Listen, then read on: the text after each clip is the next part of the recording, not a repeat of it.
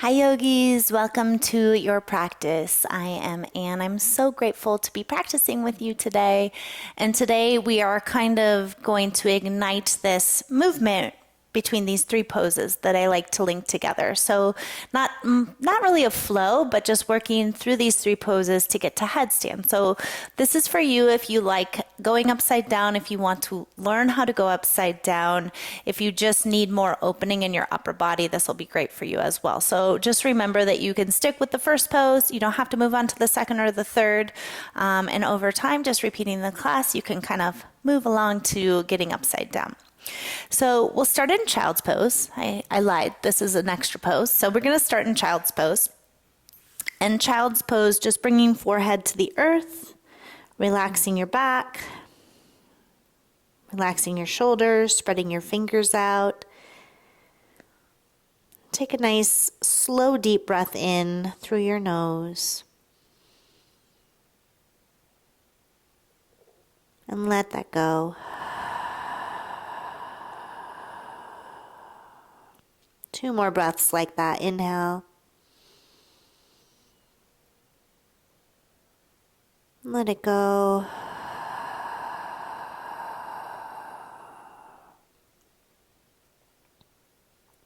Deepest breath of the day.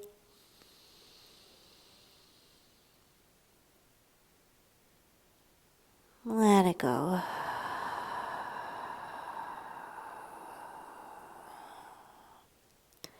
We're going to move into our first shoulder and heart opener, known as puppy pose or half dog. I am coming from a place of a shoulder injury, so I'm going to show you the version of this pose that I like doing to protect my shoulders. So your hips are lifted above your knees. I place my hands together and I walk my elbows back, placing either forehead to the ground, forehead to a block if you need, and allowing yourself to melt the triceps, the armpits, the heart down. Eventually, you might place your chin on the chest and gaze forward. You also see this pose with your hands out, which is not what feels good on my shoulders, or even elevated up on your fingertips.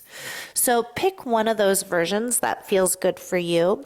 And as you come into your half dog or puppy pose, allowing yourself to just feel your breath moving through the tight spaces.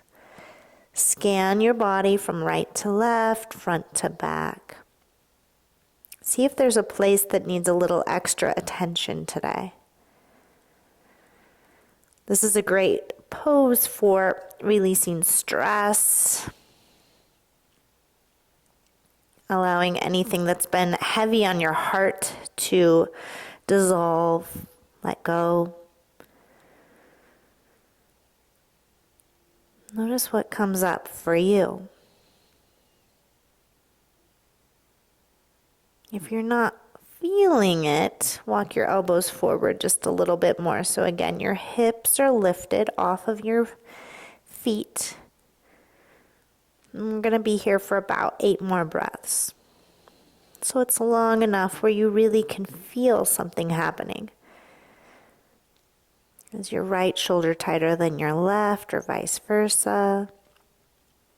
Do you feel more stretch in your back or your heart? For these last breaths, if you're feeling ready, you can look forward and open up your neck a little bit if you like, only if that feels good.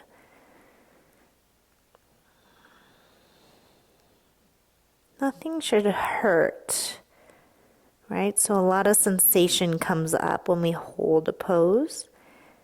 And you always want to be in check and in tune with yourself. Is this painful because I'm hurting myself, or is it just an opening that's happening? And usually if you get into a pose and you're okay at the beginning, you're going to be okay to stay in it.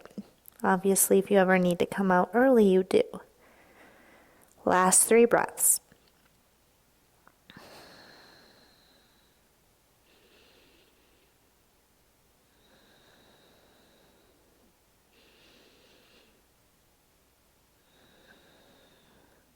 Slowly press into your elbows. We're going to do just a little counter pose here. So you're going to come into Sphinx. So when I said 3 poses, I meant more than 3. There'll be a pose in between each one. Press down through your forearms, pull the heart forward, get your toes, your legs heavy, but pull your navel to your spine. You can move your head around here if you like. It's a great way to release your neck.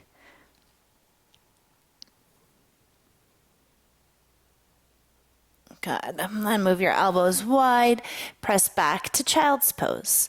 Draw your arms alongside your legs in this child's pose. Let your shoulders be heavy and let the upper body just release.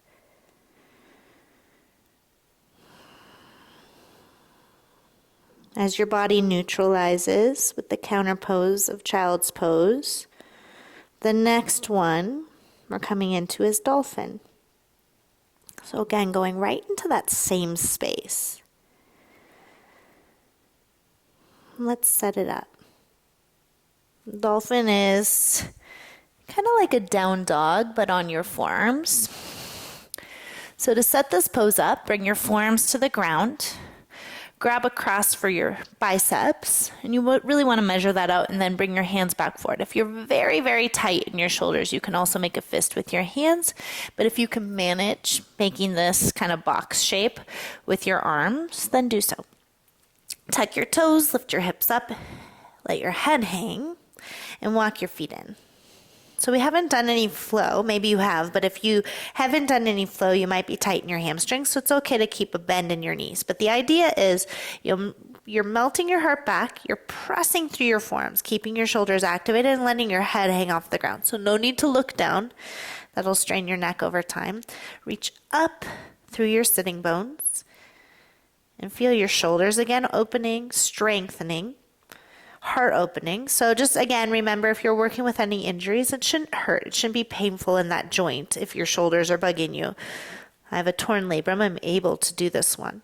Some of you might not be able to, so listen to the body. Allow your neck to go. Shake your head yes and no. If the head isn't off the ground, you need to press your forearms even more and keep the shoulders activated. Breathe. When you're holding your breath, tension builds. I can remember being in a training and the teacher had us in this pose for 8 minutes. And it was so intense.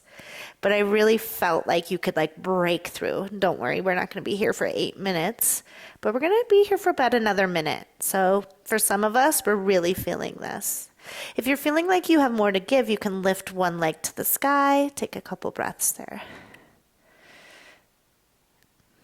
Keep pressing through your forearms. Relax your neck. I like to take my gaze just back towards where my feet are. Switch your legs. If you're holding a leg up, keep pressing through forearms. Breathe.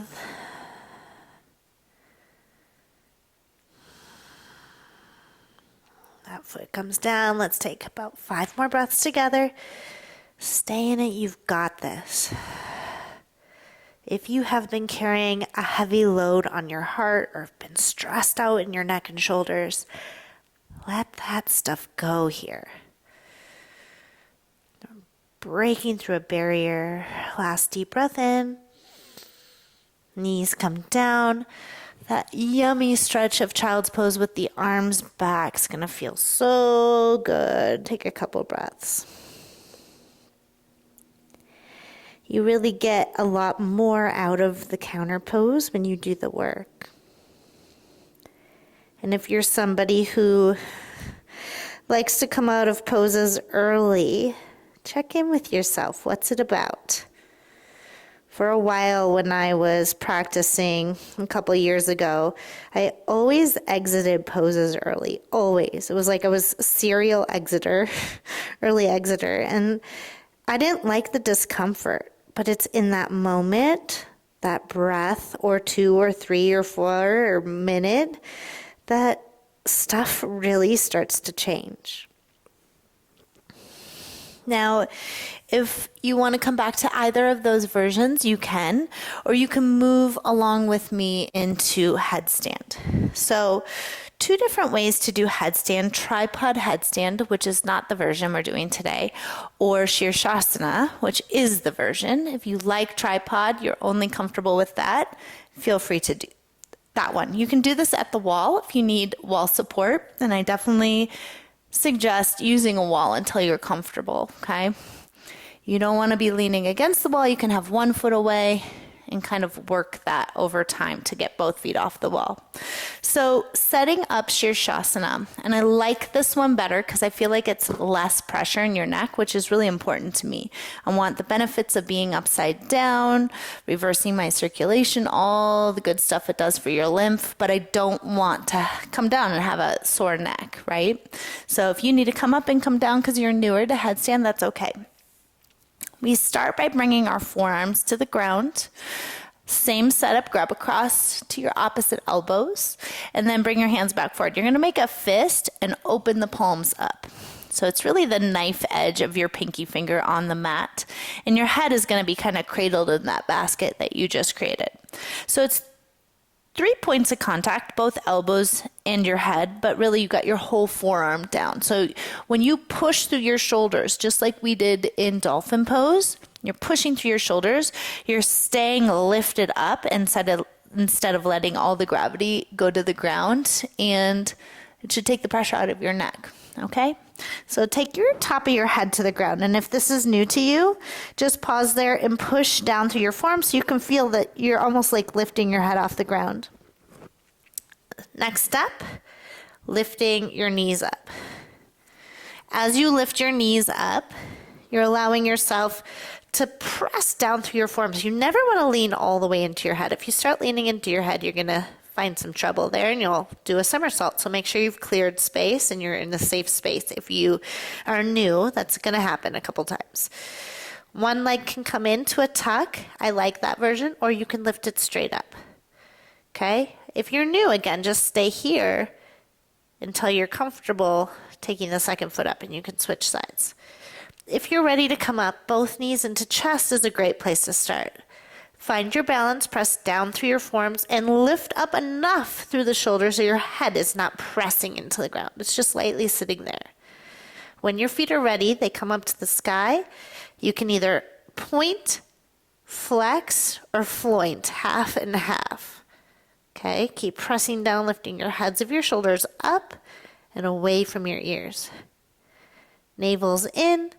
You're not arching your back. If you started arching, you need to lift your feet up straight to the sky or slightly even forward. Breathe. If you come down early, take a child's pose. We're going to play with this for about maybe 10 more breaths. And you can work towards staying up longer and longer. What comes up for you when you're upside down? Most of us can't think about anything but balancing, right? Hug everything to the midline. Lift up through your legs. Legs are strong. Thighs are squeezing together. Straighten them out. Deepen your breath. Press your forearms more so there's less pressure in your neck. Last couple breaths here. The challenge is when you're ready to come down, you do it quietly. You don't slam to the ground. So try tucking your knees back to your chest and then letting your feet lightly come. Child's pose. Let it be. Sometimes we can get a buzz feeling after being upside down like that, like almost like your body is glowing. So search for that feeling. If you feel a lot of pressure and tension right now in your neck, it's like a fire kind of comes, that means you're leaning into your head way too much. When you're doing that pose correctly, you should just feel that buzzing, that release. And stay for just a couple more breaths here.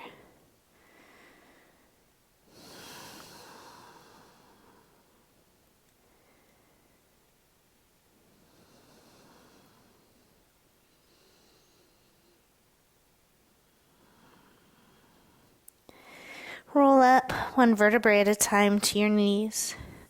Pause upright with the crown of your head lifted, your palms facing down, eyes closed. As you're here in Virasana, just allow the sensation of all that upper body opening to kind of flow through you.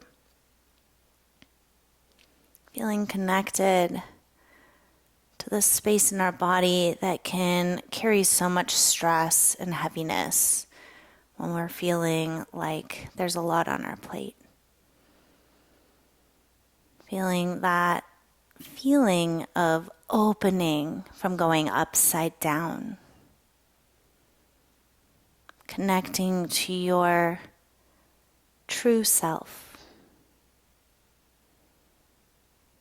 Beautiful. Bring your palms together and just touch your thumb to your third eye center. Take a moment.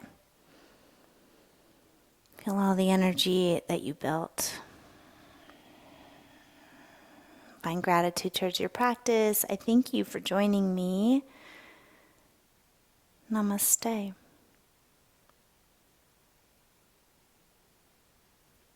Thanks for being here, yogis. I couldn't do this without you. Please like, comment, and share with your friends, and I hope to see you in the next class. Thanks for being here.